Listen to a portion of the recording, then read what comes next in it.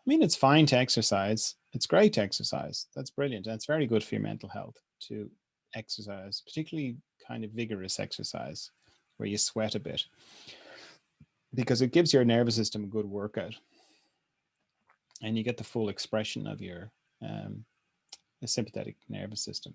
So yeah, exercise is good because um, I was talking about this during a one-on-one session with somebody during the week.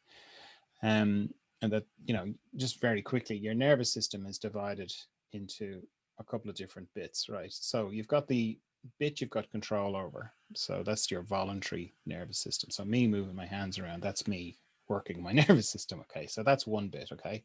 Then you've got the unconscious bit. Okay. So that's the stuff you haven't got control over. That's the stuff that keeps your heart beating. And if you run up a hill, it goes, oh yeah, we better beat a bit faster, more blood and all that kind of thing. That's the unconscious nervous system. And that's further divided in half again. And the naming of it is totally confusing. Or it's not confusing, it's just not appropriate, because you've got the parasympathetic and the sympathetic division, right? The sympathetic division is the fight or flight division. Okay.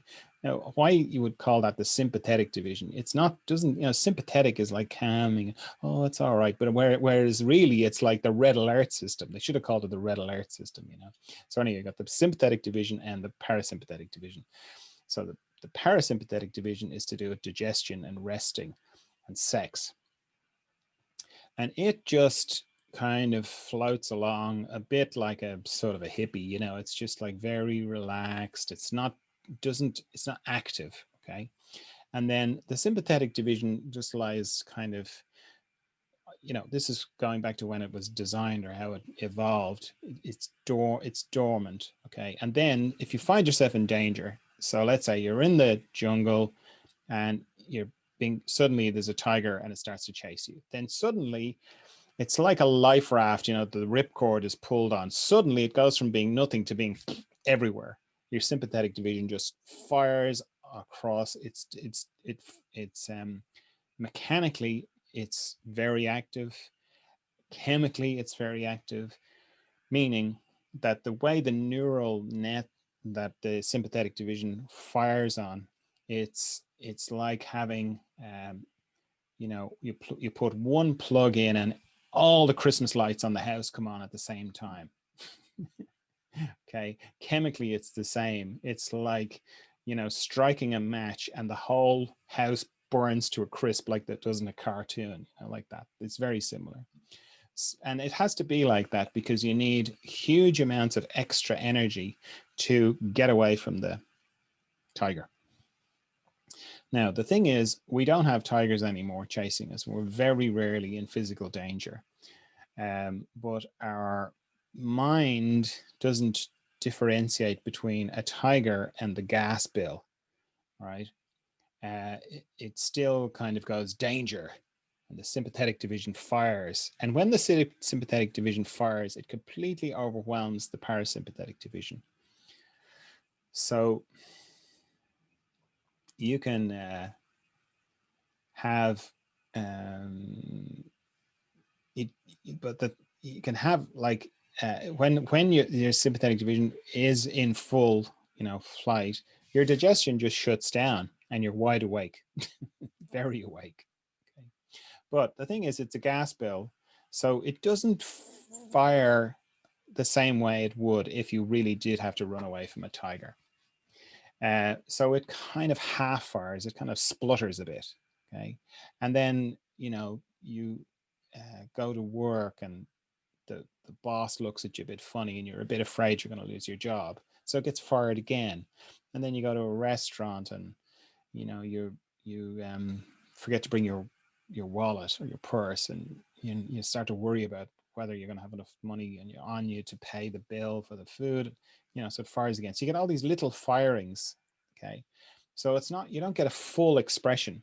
Like when it happens properly, you see the tiger, you run like crazy, you get away, and you're like, and then all the adrenaline has gone.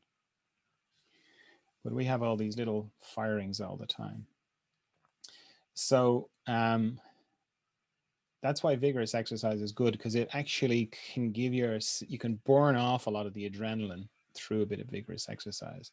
And that's why your system can kind of settle back down to nice parasympathetic, activity.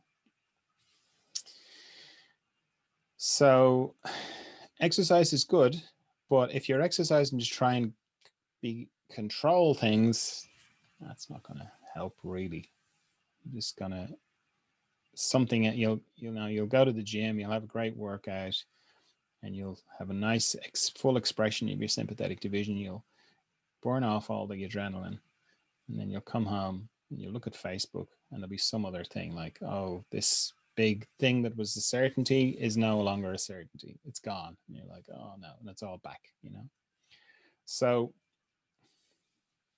the harder thing is to do is to just look into the face of it, of like, yeah, everything is uncertain. In one way, it is uncertain, but then behind that, there is a bigger movement. And as you kind of let go of kind of clinging to certainties, you've got more energy to sort of see the bigger movement of what's happening. And if you look at it long enough,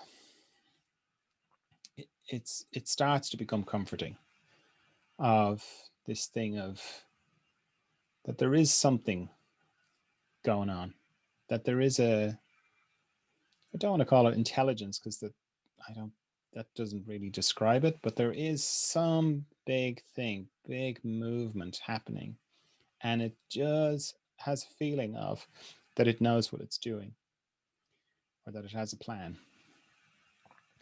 And I don't mean that in a small kind of way. Like people often talk about, oh, it's all part of the divine plan. I don't mean that. Because that big movement is going to kill me one day, the way it kills everything, and renews everything and rebirths everything. But me and my little perspective is like, oh no, hang on, I want the Hollywood happy ending now. I want, I want to keep going. That doesn't look like it's going to happen, because nothing else keeps going.